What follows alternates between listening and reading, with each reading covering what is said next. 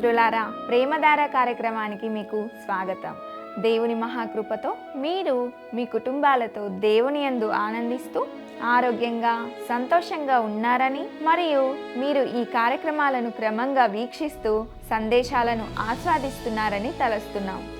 Bible గ్రంథంలోని దేవుని వాక్యాన్ని నిరంతరం వివరణాత్మకంగా నేర్చుకోవడానికి దేవుడు మనకు ఒక అద్భుతమైన అవకాశాన్ని ఇస్తున్నాడు. ఇక ఈనాటి పాఠంలో దేవుడు సొదొమ గొమొర్రా అను పట్టణాలను నాశనం చేయడాన్ని గూర్చి మరియు అబ్రహాము శారాను గూర్చిన మరిన్ని వివరాలను ఇందులో నేర్చుకోబోతున్నాం. ఇక సందేశాన్ని విందామా?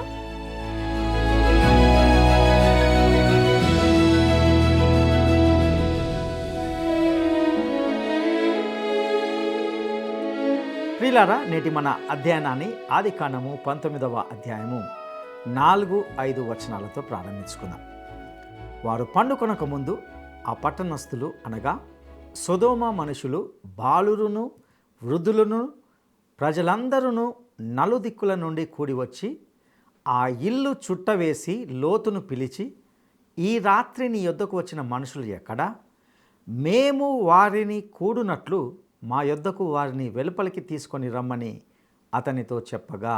ప్రియులారా, ఇది సొదొమ నగరం యొక్క పతన స్థితిని వెల్లడి చేసే ఒక అసహ్యకరమైన దృశ్యం. ఆ రోజు నుండి ఈ రోజు వరకు ఈ పాపానికి పెట్టబడిన పేరు సొడోమి, అనగా స్వలింగ సంపర్కం. ఈ విషయంలో దేవుని యొక్క వాక్యము చాలా స్పష్టంగా ఉందని నేను మీకు చెబుతున్నాను. స్వలింగ సంపర్కం అనేది ఒక భయంకరమైన పాపం. లోతు సొదొమ పట్టణంలోకి వెళ్ళినప్పుడు అది ఎలాంటి పట్టణమో అతడు గ్రహించలేదని నాకు ఖచ్చితంగా తెలుసు. అతడు అక్కడికి వెళ్ళి వికృతత్వము వారి పని అని తెలుసుకున్నాడు. మరియు తన పిల్లలను, కుమారులను, కుమార్తెలను ఆ వాతావరణంలోనే పెంచాడు. అతడు మొదట సొదొమ వైపు తన గుడారం వేసినప్పుడు అక్కడ క్రిందికి చూసి సుందరమైన రాజవీధులు, పచ్చని వాతావరణం, ఉద్యానవనాలు మరియు ప్రజా భవనాలను చూశాడు. మరియు బయటి రూపంలో ప్రజలను చూశాడు. కానీ వారు నిజంగా ఎలాంటి వారో చూడలేదు. ఈ పట్టణపు పాపము చాలా గొప్పది కాబట్టి దేవుడిప్పుడు దానిని తీర్పు తీర్చబోతున్నాడు. దేవుడు ఆ పట్టణాన్ని నాశనం చేయబోతున్నాడు. ప్రియులారా, ఇక్కడ మనం ఒక స్పష్టమైన గీత గీద్దాం. ఈరోజు పాపం పట్ల ఒక క్రొత్త వైఖరి ఉంది. పాపము మనం ఒకప్పుడు అనుకున్నంత చెడ్డదిగా లేని ఒక సందిగ్ధ పరిస్థితి నెలకొంది. నేటి సంఘము దయానీయమైన స్థితికి చేరేంతగా పాపముతో రాజీపడిపోయింది. ఈనాడు కొన్ని దేశాల్లో, ప్రాంతాల్లో ఏకంగా స్వలింగ సంపర్కులైన వారితో కూడిన సంఘాలు ఉంటున్నాయి. ఆ సంఘ కాపరులు కూడా వారిలో ఒకరిగా ఉంటున్నారు. సొదొమ గొమొర్రాల పాఠము ఈ తరానికి ఒక పాఠం. ఇలాంటి సంఘాన్ని దేవుడు ఎంత మాత్రము అంగీకరించబోడు. నేడు కలిగిన అభిప్రాయం ఏమిటంటే, మీరు దేవుని బిడ్డ అయినప్పటికీ పాపంలో కొనసాగవచ్చు. అయితే దేవుడు అది అసాధ్యమని చెప్పాడు. మీరు అలా చేయలేరు. మరియు సొదొమ పట్టణం ఆ వాస్తవానికి ఒక ఉదాహరణ. పౌలు రోమా పత్రిక 6:1-2లో ఒక ప్రశ్న అడుగుతాడు. కృప విస్తరింపవలెనని పాపమందు నిలిచి ఉందుమా? ఆ ప్రశ్నకు సమాధానము అట్లనరాదు, లేదా అలా కాకూడదు. ఒక వ్యక్తి క్రైస్తవుడిగా ఉంటూనే పాపంలో కొనసాగవచ్చనే ఆలోచన ఒక పెద్ద పొరపాటు.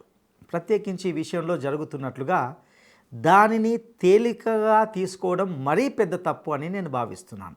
సొదొమ గొమొర్రాలోని వారు ఇదే చేస్తున్నారు. అందుకుగాను దేవుడు ఈ పట్టణాలను నాశనం చేశాడు. ఆది కాండంలో మనకు దేవుని పట్ల ఒక పాత దృక్పథం ఉందని, అయితే నేడు మనకు దానికంటే మెరుగైనది ఉందని చెప్పకండి. యేసు పాపులను అంగీకరించాడు అని వాదించకండి.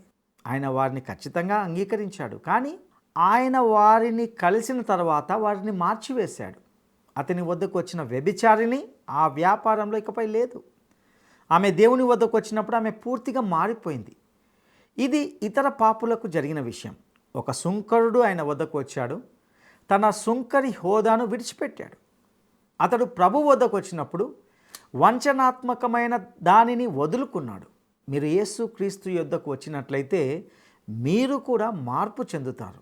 బహుశా మీరు మేము ఒక క్రొత్త రోజుల్లో జీవిస్తున్నామని, మీరే మేల్కొనవలసిన అవసరం ఉందని చెప్పడానికి ప్రయత్నించవచ్చు.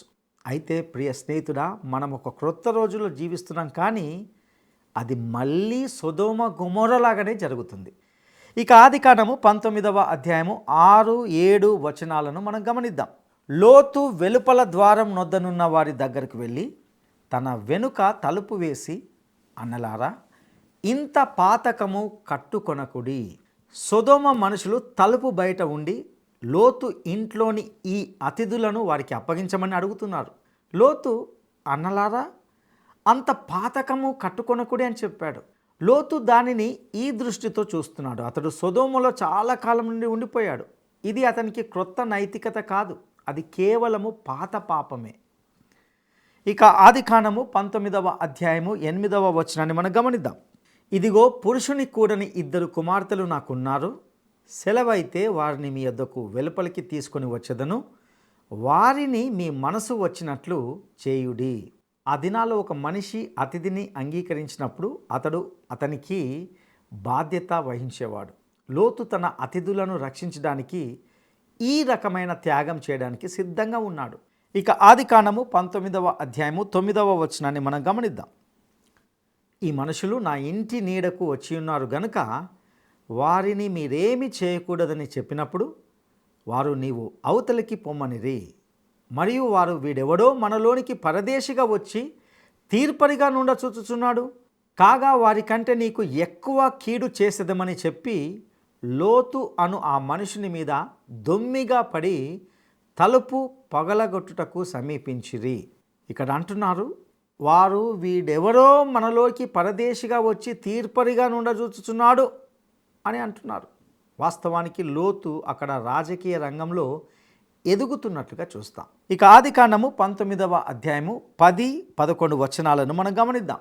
అయితే ఆ మనుషులు తమ చేతులు చాపి లోతును ఇంటి లోపలి తమ యొద్దకు తీసుకొని తలుపు వేసిరి. అప్పుడు వారు పిన్నలు మొదలుకొని పెద్దల వరకు ఆ ఇంటి ద్వారము దగ్గరనున్న వారికి కనుమబ్బు కలుగచేయగా వారు ఆ ద్వారము కనుగొనలేక విసికిరి. లోతు యొద్దకు వచ్చిన అతిథులు ఇది చేయకపోతే వారు మరియు లోతు ఇద్దరు నాశనమై ఉండేవారు. ఎందుకంటే సొదొమ మనుషుల ఉద్దేశం అదే. ఇక ఆదికాండము 19వ అధ్యాయము 12 నుండి 14 వచనాలను మనం గమనిద్దాం. అప్పుడు ఆ మనుషులు లోతుతో, ఇక్కడ నీకు మరి ఎవరున్నారు? నీ అల్లుని, నీ కుమారులను, నీ కుమార్తెలను, ఈ ఊరిలో నీకు కలిగిన వారినందరినీ వెలుపలికి తీసుకొని రమ్ము. మేము ఈ చోటు నాశనం చేయవచ్చితిమి. వారిని గూర్చిన మొర యెహోవా సన్నిధిలో గొప్పదాయను గనుక దాని నాశనం చేయుటకు యెహోవా మమ్మను పంపెనని చెప్పగా లోతు బయటికి వెళ్ళి తన కుమార్తెలను పెండ్లాడనై ఉన్న తన అల్లులతో మాట్లాడి, లెండి, ఈ చోటు విడిచిపెట్టి రండి, యెహోవా ఈ పట్టణంను నాశనం చేయబోచున్నాడని చెప్పెను. అయితే అతడు తన అల్లుళ్ళ దృష్టికి ఎగతాళి చేయువాని వలె నుండెను. ప్రియులారా, లోతు చాలా అధ్వానమైన స్థితిలో ఉంటున్నాడు. అతడు సొదొమ పట్టణంలో చాలా సంవత్సరాలు గడిపాడు.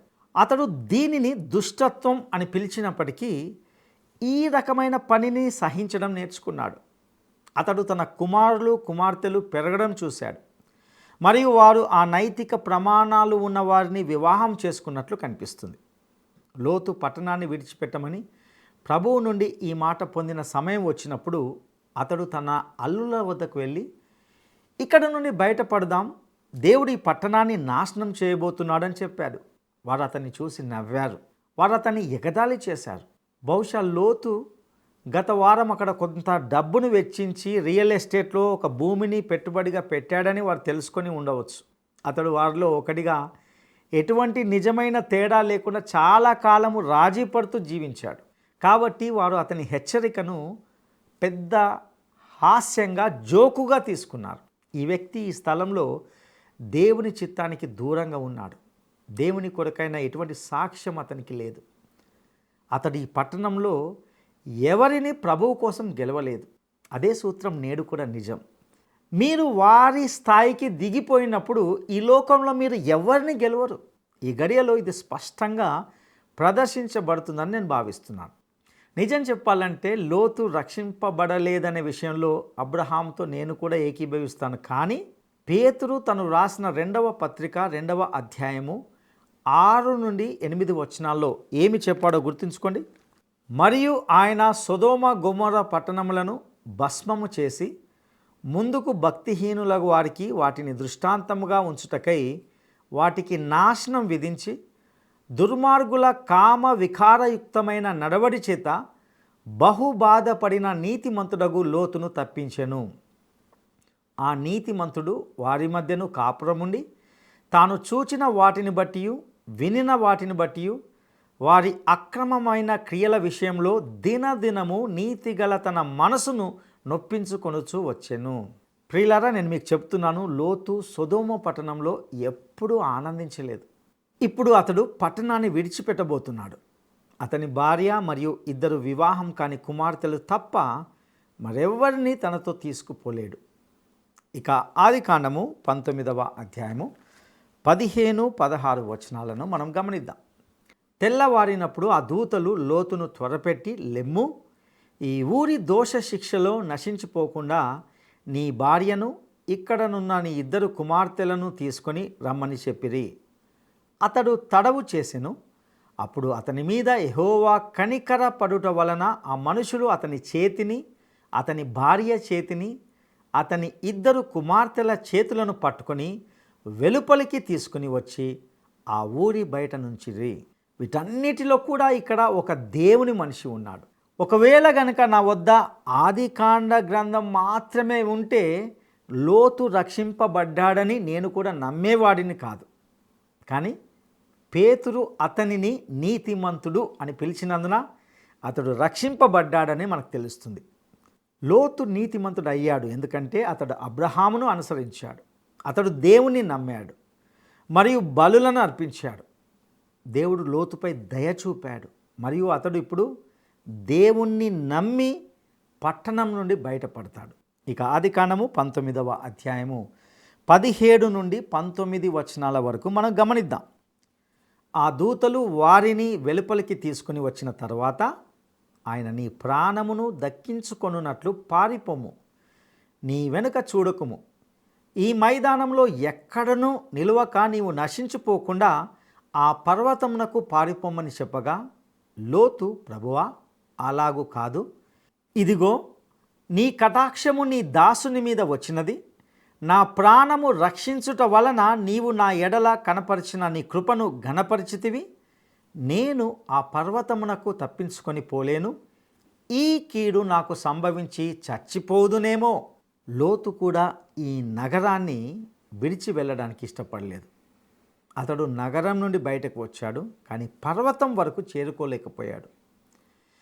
ఇక ఆదికాండము 19వ అధ్యాయము 20వ వచనాన్ని గమనిద్దాం. ఇదిగో పారిపోవుటకు ఈ ఊరు సమీపంలో ఉన్నది, అది చిన్నది, నన్నక్కడికి తప్పించుకొని పోనిమ్ము, అది చిన్నది కదా, నేను బ్రతుకుదునని చెప్పినప్పుడు. ఈ పట్టణము ఒక చిన్న ప్రదేశం, దాని పేరు సోయరు. లోతు అక్కడికే వెళ్ళాడు. మీరు చూసినట్లయితే ఈ వ్యక్తి సొదొమ నుండి బయటకు వచ్చాడు, కానీ అక్కడ నుండి కూడా అంతగా పవిత్రునిగా బయటకు రాలేదు. వాస్తవానికి అతడు ప్రత్యేకంగా ఈ సమయంలో చాలా ఇబ్బంది పడుతూ బయటకు వచ్చాడు. ఇక దేవుడు సొదొమ గొమొర్రా పట్టణాలను నాశనం చేశాడనే విషయాన్ని గమనిస్తాం. ఇందులో మనకు 2 విషయాలు చెప్పబడ్డాయి. ఒకటి అతని భార్య గురించి, మరొకటి అతని కుమార్తెల గురించి. అతని భార్య గురించి మనము ఆదికాండము 19వ అధ్యాయము 26వ వచనంలో ఈ విధంగా చదువుతాం. అయితే లోతు భార్య అతని వెనుక నుండి తిరిగి చూచి ఉప్పు స్తంభమాయెను. ప్రియులారా, ఈ వచనం చాలా తప్పుగా అర్థం చేసుకోబడిందని నేను భావిస్తున్నాను. లోతు గారి భార్య ఎందుకు వెనుకకు తిరిగి చూసింది? దీనికి 2 కారణాలు ఉన్నాయని నేను భావిస్తున్నాను. మొదటిది, ఆమె సొదొమను విడిచిపెట్టడానికి ఇష్టపడలేదు కాబట్టి ఆమె వెనుకకు తిరిగి చూసింది. ఆమె సొదొమను ప్రేమించింది, ఆమె లోతును కూడా ప్రేమించింది, కానీ ఆమె ప్రేమించినది సొదొమలోని అనేక విషయాలను. ఆమె దానిని విడిచిపెట్టడానికి ఇష్టపడలేదు. బహుశా ఆమె కంట్రీ క్లబ్ లాంటి వాటిలో సభ్యురాలు కావచ్చు. మొత్తానికి ఆమె వదిలి వెళ్ళిపోవడానికి ఇష్టపడలేదు. ఆమె హృదయము సొదొమ పట్టణంలోనే ఉండిపోయింది. ఆమె శరీరం బయటకు నడిచింది, కానీ ఆమె తన హృదయాన్ని అక్కడే వదిలిపెట్టింది. ఇది నేడు మనకు ఒక గొప్ప పాఠం. ప్రభువు రాకడను చూడాలని చాలామంది క్రైస్తవులు ఎలా మాట్లాడుకుంటారో నేను వింటాను, కానీ వారు అలా అన్నట్లుగా జీవించరు. ఆదివారం ఉదయము వారి సుందరమైన ఇంటిని విడిచిపెట్టమని చెప్పడం కష్టం. ఆదివారం రాత్రి వారు తమ సుందరమైన ఇంటిని విడిచిపెట్టి బయటికి రారు, మందిరానికి రారు. ఎందుకంటే వారు టెలివిజన్ కూడా ఇష్టపడతారు. వారికి టెలివిజన్ ఉంది, ఆ ఆదివారము రాత్రి కార్యక్రమాలను చూస్తారు. ఎందుకంటే అందులో కొన్ని మంచివి వినోదాత్మకంగా ఉంటాయి. కానీ ప్రభువు వచ్చినప్పుడు ప్రియ స్నేహితుడా, మీరు ఆ టెలివిజన్ని వదిలిపెట్టాలి. మీరు ఆ సుందరమైన ఇంటిని వదిలిపెట్టిపోబోతున్నారు. మీరు ప్రతిదీ వదిలిపెట్టబోతున్నారు. నేను మిమ్మల్ని ఒక ప్రశ్న మాత్రమే అడగాలని అనుకుంటున్నాను. ఇక్కడ ఉన్న ఇవన్నీ వదిలిపెట్టడము మీ హృదయాన్ని కలిచివేస్తుందా? నేను ఆ ప్రశ్నను నాకు నేనుగా చాలాసార్లు వేసుకున్నాను. మీతో నిజం చెప్పాలంటే నేను వెళ్ళిపోవడానికి ఆతృత చూపడం లేదు. నేను ఉండడాన్ని ఇష్టపడతాను. నాకు నా స్నేహితులు మరియు ప్రియమైన వారు ఉన్నారు, వారితో ఉండాలని కోరుకుంటున్నాను. మరియు నేను కొనసాగించాలి అనుకుంటున్న పరిచర్య ఉంది. నేను మీతో నిజం చెప్తున్నాను, ప్రభువు నన్ను కొంతకాలం ఇక్కడే ఉండని ఇవ్వాలని ఆశిస్తున్నాను. కానీ ఆయన పిలిచినప్పుడు నేను ఇక్కడ ఏదైనా ఉన్నప్పటికీ దాన్ని వదిలిపెట్టాల్సి వస్తే అది నా హృదయాన్ని కలిచివేయదు అని చెప్పడానికి కూడా కోరుకుంటున్నాను. ఇక్కడ నా ఇంటిని నేను కూడా ప్రేమిస్తాను, కానీ దానిని విడిచిపెట్టి వెళ్ళిపోవడానికి సిద్ధంగా ఉన్నాను. నేడు మీకు దాని విషయమే ఎలా అనిపిస్తుంది? లోతు భార్య వెనుకకు తిరిగి చూసింది. దానికి ఇది ఒక వివరణ. ఇక ఆమె వెనుకకు చూసిన రెండవ కారణం ఏమిటంటే ఆమె దేవుణ్ణి నమ్మలేదు. దేవుడు పట్టణాన్ని విడిచిపెట్టు, నీ వెనుకకు చూడకు అని చెప్పాడు. లోతు వెనుకకు చూడలేదు, అతడు దేవుని నమ్మాడు. కానీ లోతు గారి భార్య దేవుని నమ్మలేదు, ఆమె విశ్వాసి కాదు. కాబట్టి ఆమె నిజంగా పట్టణం నుండి బయటపడలేదు. అందుచేతనే ఆమె ఉప్పు స్తంభంగా మార్చబడింది. ప్రియులారా, ఇక్కడ నేను 31 నుండి 38 వచనాల్లో లోతు ఇద్దరు కుమార్తెల కథలోనికి వెళ్ళడం లేదు. అది ఎంతో హీనమైనది. నిజం చెప్పాలంటే లోతు సొదొమ పట్టణంలోకి వెళ్ళి ఏమీ బాగుపడలేదు. అతడు తన స్వంత ఆత్మను తప్ప అన్నీ కోల్పోయాడు. అతని జీవితము తమ స్వంత జీవితంలోని పాపములను విమర్శ చేయడానికి ఇష్టపడని చాలామంది ప్రజల చిత్రణగా ఉంటున్నది. వారు అగ్నిలో నుండి లాగబడినట్లుగా రక్షింపబడ్డారు. ఇలాంటి వ్యక్తులకు ప్రభువు చాలా నిర్దిష్టమైన రీతిలో చెప్పాడు. వారు తమ పాపాన్ని ఇక్కడ క్రింద అనగా భూమిపై తీర్పు తీర్చుకొనకపోతే ఆయన వాటికి తీర్పు తీరుస్తాడని చెప్పాడు. స్పష్టంగా లోతు కథలో అదే మనం నేర్చుకుంటాం. ఇక అబ్రహామును పరిశీలించడం ద్వారా ఈ అధ్యాయాన్ని నేను ముగించాలని అనుకుంటున్నాను. ఈ విషయాలన్నిటి గురించి అబ్రహాము ఏమి ఆలోచించాడు? ఆదికాండము 19వ అధ్యాయము 27, 28 వచనాలను మనం గమనిద్దాం. తెల్లవారినప్పుడు అబ్రహాము లేచి తాను యెహోవా సన్నిధిని నిలిచిన చోటికి వచ్చి సొదొమ గొమొర్రాల తట్టును ఆ మైదానపు ప్రదేశము యావత్తును చూడగా అదిగో ఆ ప్రదేశపు పొగ ఆవము పొగవలె లేచుచుండెను. అబ్రహాము సొదొమ వైపు చూసినప్పుడు అతని హృదయము విచారంతో నిండిపోయిందని నేను అనుకుంటున్నాను.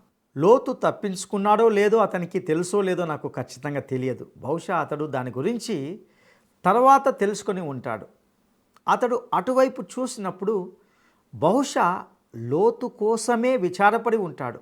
కానీ సొదొమ మీదికి తీర్పు వచ్చినప్పుడు అది అతన్ని ఏమాత్రము కలవర పెట్టలేదు. ఎందుకంటే అతడు సొదొమలోని వస్తువులను మరియు లోకంలోని వాటిని ప్రేమించలేదు. ఈ లోకమునైనను లోకంలో ఉన్న వాటినైనను ప్రేమింపకుడి అని మనకు 1 యోహాను పత్రిక 2వ అధ్యాయము 15వ వచనంలో మనకు చెప్పబడింది.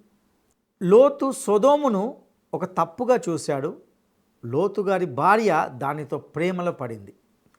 అబ్రహాము మాత్రము సొదొమ పట్టణమును దేవుని కోణంలో చూశాడు. కాబట్టి అతడు ఏమీ కోల్పోలేదు. చివరిగా నీవు నేను సొదొమ గుండా ప్రభువుతో వెళ్ళి దానిని ఆయన చూసే దృష్టితోనే చూడవచ్చు. నేడు సంఘము సొదొమ పాపాన్ని దేవుడు చూసే కోణంలో ఆ దృష్టితో చూడడం లేదనేది ఎంతో విచారకరం. ఇది గతంలో ఉన్న మాదిరిగానే ఇప్పుడు ఈ పాపం ఉన్నది. అయితే ఇప్పుడు వికృతమైన స్వలింగ సంపర్కులు ప్రస్తుతం సమాజంలో మన మధ్యనే బహిరంగంగా జీవిస్తున్నారు. స్వలింగ సంపర్కం పట్ల ఒక క్రైస్తవ విశ్వాసి వైఖరి ఎలా ఉండాలి? లోతు కూడా తన దినాల్లో మీరు దుష్టత్వం చేస్తున్నారు అని చెప్పాడు. దేవుడు దానికి తీర్పు తీర్చాడు. దేవుడు ఈ రకమైన విషయంతో రాజీ పడడు. ఇది ఒక పాపం. లోకము దానిలో మునిగిపోయి ఆపై దానిని రోగం అని పిలుస్తుంది. నేడు మద్యపానం కూడా ఒక బలహీనత అని, రోగం అని అంటున్నారు. అయితే స్వలింగ సంపర్కము కానీ మద్యపానం అనేవి కానీ ఒక పాపమే. ఇలాంటి వారిని దేవుడు అపవిత్రతకు అప్పగించినట్లుగా రోమాపత్రిక 1వ అధ్యాయము 18 నుండి 32 వచనాల్లో చెప్పబడింది. నేడు మనము జీవిస్తున్న ఈ ప్రస్తుత తరానికి ఆదికాండము 19వ అధ్యాయము చాలా ముఖ్యమైనది. ఇక మనము 20వ అధ్యాయంలోకి వద్దాం.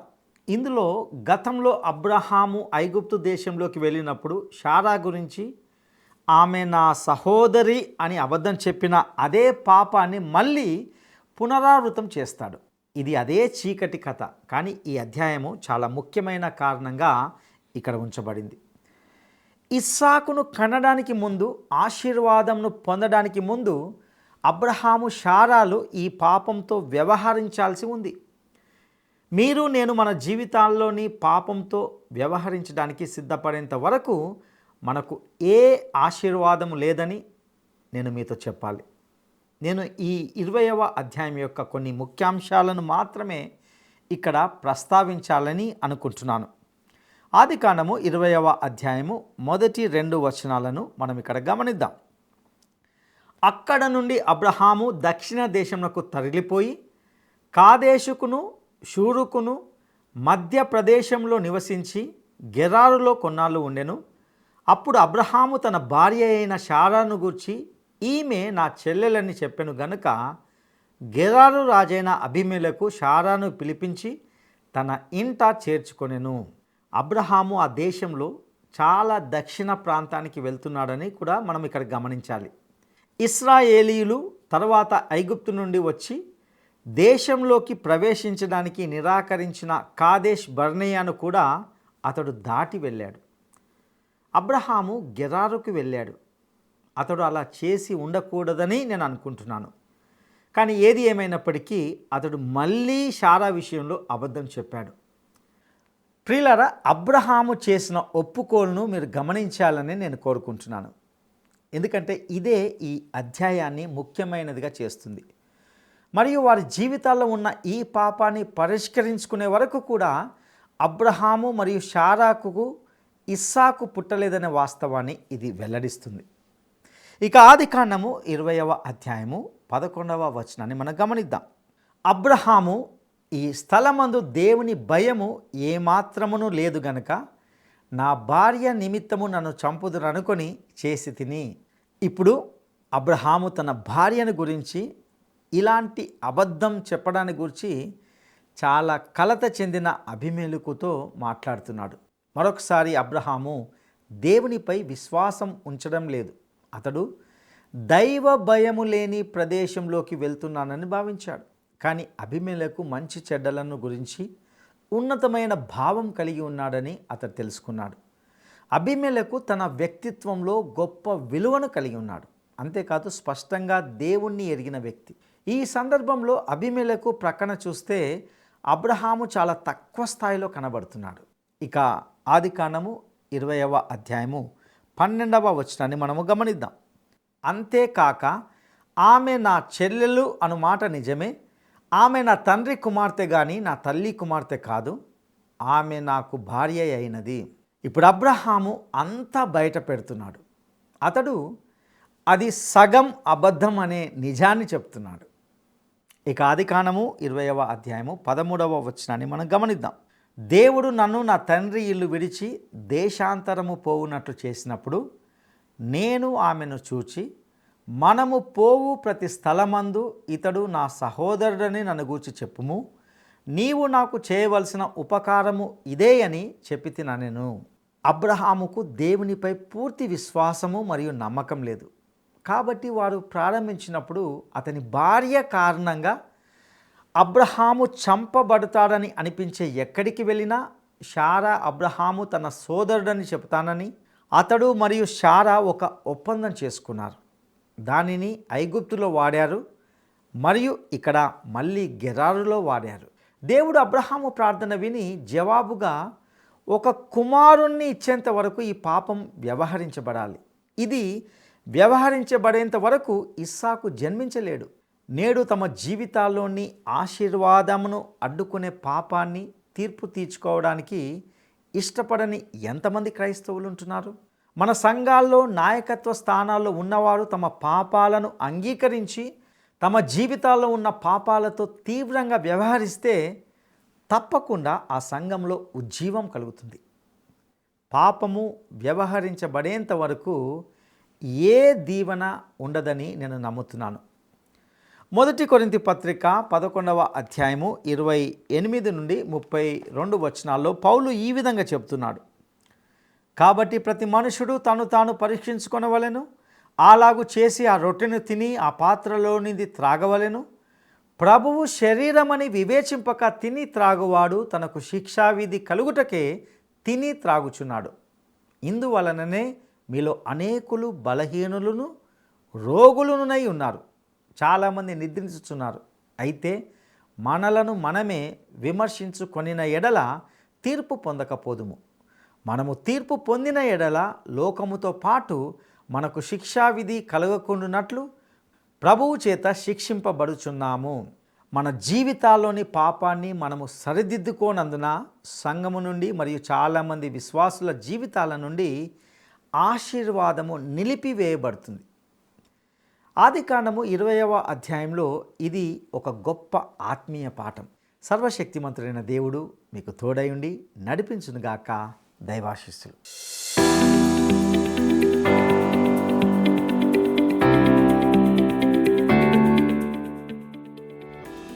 గెరారు రాజు ఎవరు? గెరారు రాజు ఎవరు? 1 ఫరో, 2 అబీమెలెకు, 3 నెబుకద్నెజరు. ఈ ప్రశ్నకు సరైన జవాబును ఈ వాట్సాప్ నంబర్కు పంపండి. మా వాట్సాప్ నంబర్ 9399952570. ఈరోజు సందేశం ద్వారా అనేక లోతైన సత్యాలు తెలుసుకొని అందలి విషయాలను మీరు ఖచ్చితంగా ఆస్వాదించారని మేము నమ్ముతున్నాము. మీకేమైనా ప్రశ్నలు, ప్రార్థన మనవులు ఉంటే, మీకు అర్థం కాని విషయం ఏదైనా ఉంటే, మీరు పొందిన మేలులను మాతో పంచుకోవాలనుకుంటే దయచేసి టీవీ స్క్రీన్పై ప్రదర్శించబడిన నెంబర్తో మమ్మల్ని సంప్రదించడానికి సంకోచించకండి. మీ ప్రతి ఫోన్ కాల్ మాకు చాలా విలువైనది మరియు మేము మీ కాల్స్ కోసం వేచి ఉంటాము. ఈ కార్యక్రమాన్ని ఇతరులకు కూడా పరిచయం చేయండి. ప్రభువు మీకు తోడయుండునుగాక. ఈ కార్యక్రమం మీకు నచ్చిందా? అయితే వెంటనే మిస్డ్ కాల్ ఇవ్వండి. బహుమతి పొందే విజేత మీరే కావచ్చు.